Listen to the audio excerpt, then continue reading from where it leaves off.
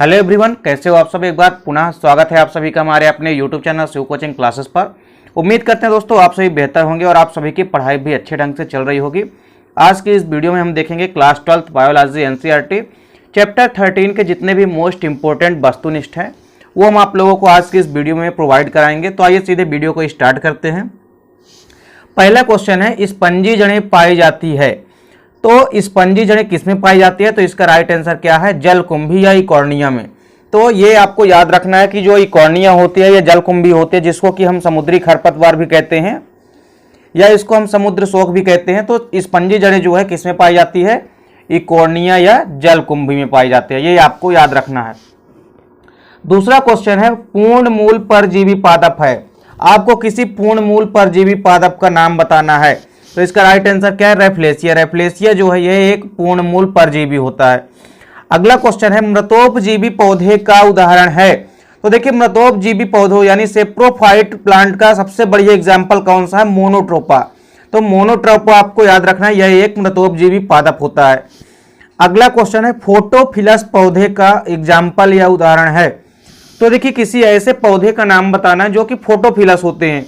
तो इसका right answer क्या है? सूर्यमुखी। सूर्यमुखी कैसा प्लांट होता है? एक फोटोफिलिस प्लांट होता है। अगला क्वेश्चन है, धसे हुए रंध्र पाए जाते हैं। तो आपको बताना है धसे हुए यानी सिनकिन स्टोमेटा किसमें पाए जाते हैं?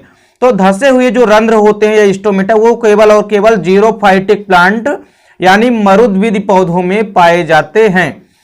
अगला क्वेश्चन है, पौधों की वृद्धि के लिए सर्वाधिक उपयोगी मृदा है। तो देखिए पौधों की वृद्धि के लिए सर्वाधिक उपयोगी मृदा कौन सी होती है? दोमट मृदा। दोमट मृदा जो होती है ये पौधों के लिए सर्वाधिक उपयोगी मानी जाती है।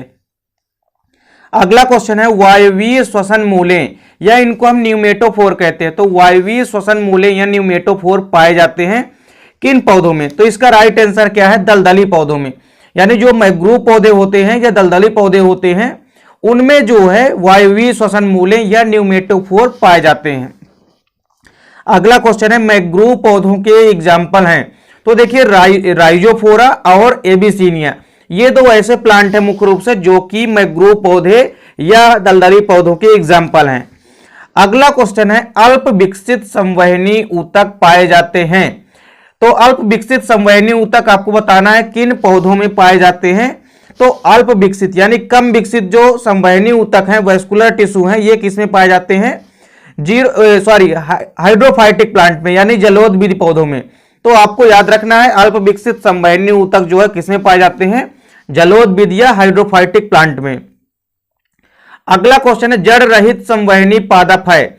ऐसा पादप जिसमें कि जड़ नहीं होता है और वो कैसा पादप है? संवहनी यानी वेस्कुलर प्लांट है। तो इसका राइट आंसर क्या है? वाल्फिया। वाल्फिया एक ऐसा प्लांट है जो कि जिसमें जड़ नहीं होती है और एक संवहनी पादप होता है। अगला क्वेश्चन है, मानव जनसंख्या का अध्ययन कहलाता है। तो मानव जनसंख्या का अध्ययन क्या कहलाता है? डेमोग्राफी या जनसांख्यिकी कहलाता है। क्या कहलाता है? डेमोग्राफी या जनसांख्यिकी। हिंदी में आप लिख सकते हो जनसांख्यिकी। अगला क्वेश्चन है, नागफनी में फिल्लोक्लेड रूपांतरण है। देखिए जो नागफनी होती है तो नागफनी में जो फिल्लोक्लेड रूपांतरण है, फिल्लोक्लेड जो होता है किसका रूपांतरण होता है? तो यह तने का रूपांतरण होता है। तना जो होता है पत्तीनुमा संरचना में क्या हो जाता है? विकसित हो जाता है या पत्तीनुमा संरचना में बदल जाता है, रूपांतरित हो जाता है।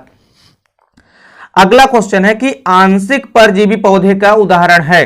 तो देखिए आंशिक रूप से जो परजीवी पौधे हैं इसका सबसे बढ़िया एग्जाम्पल क्या है? चंदन या सेंटेलम एल्बम। आपको याद रखना है चंदन का जो पौधा है यह आंशिक रूप से परजीवी पौधा है।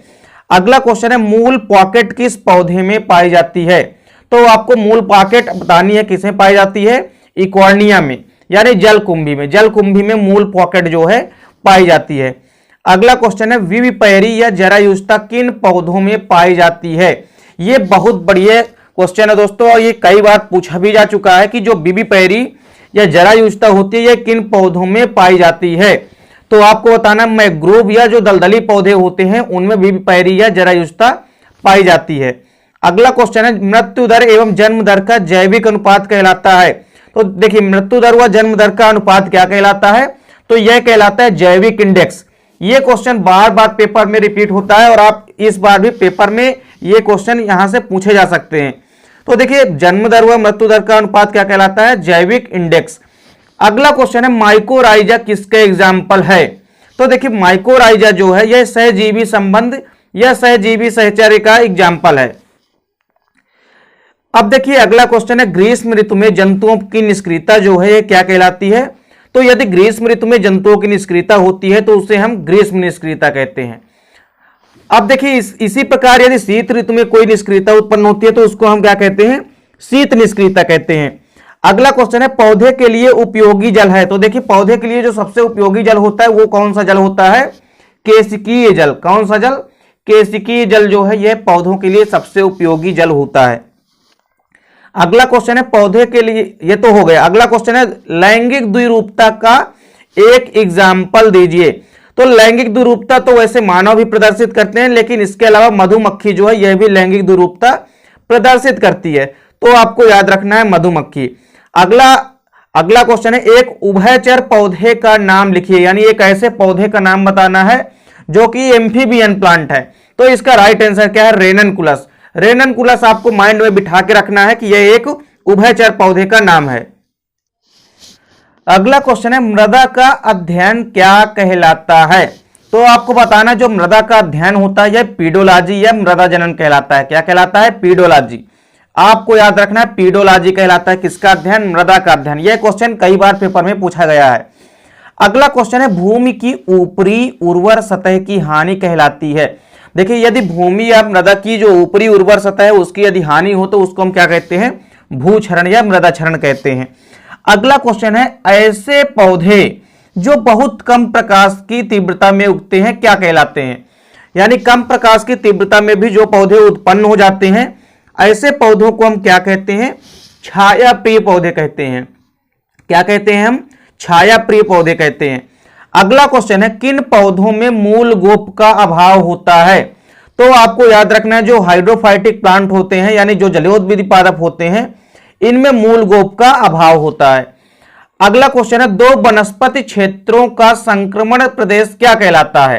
तो यह क्वेश्चन आपको अच्छे से देखना है क्योंकि यह क्वेश्चन कई बार पेपर में पूछा भी जा चुका है कि दो वनस्पति क्षेत्रों के बीच का संक्रमण प्रदेश क्या कहलाता है? तो आपको याद रखना है इकोटोन। दो वनस्पति क्षेत्रों के बीच का जो संक्रमण प्रदेश होता है वो क्या कहलाता है? इकोटोन कहलाता है। अगला क्वेश्चन है मांसल होकर पत्तीनुमा संरचना धारक करने वाले तने को क्या कहते हैं? तो मांसल होकर के पत्तीनुमा संरचना धारक करने वाले तने क्या कहलाते हैं? पर्णकाय स्तंभ कहलाते हैं। क्या कहलाते हैं? पर्णकाय स्तंभ या पर्णाभ स्तंभ कहलाते हैं। अगला आपको याद रखना है देखिए ओरोबैंकी किस प्रकार का पादप है? तो आपको ओरोबैंकी याद रखना है यह भी क्या है? एक पूर्ण मूल परजीवी है। जैसे आपने रेफ्लेसिया को देखा था कि वह भी क्या था? पूर्ण मूल परजीवी। उसी प्रकार ओरोबैंकी भी क्या होता है? पूर्ण मूल परजीवी पादप होता है। अगला क्वेश्चन है एक जीव की पारिस्थितिक अध्ययन को हम क्या कहते हैं? तो किसी पर्टिकुलर एक जीव की यदि पारिस्थितिक अध्ययन की बात करें तो उसको हम ऑटोइकोलॉजी या स्वपारिस्थितिकी कहते हैं। अगला क्वेश्चन है काष्ठीय आरोही पौधों को क्या कहा जाता है? तो काष्ठीय आरोही पौधों को क्या कहा जाता है? लियानास। क्या कहा जाता है? लियानास कहा जाता है। तो यहां पे दोस्तों आपको 30 इंपॉर्टेंट वस्तुनिष्ठ प्रश्न है जो कि चैप्टर 13 से आपको तैयार करना है। उम्मीद करता हूं दोस्तों वीडियो पसंद आई होगी। दोस्तों वीडियो अच्छी लगे तो लाइक और कमेंट कीजिएगा, साथ ही साथ अपने दोस्तों के बीच भी शेयर कीजिएगा। मिलते हैं दोस्तों आपसे नेक्स्ट वीडियो में, तब तक के लिए जय हिंद, वंदे मातरम।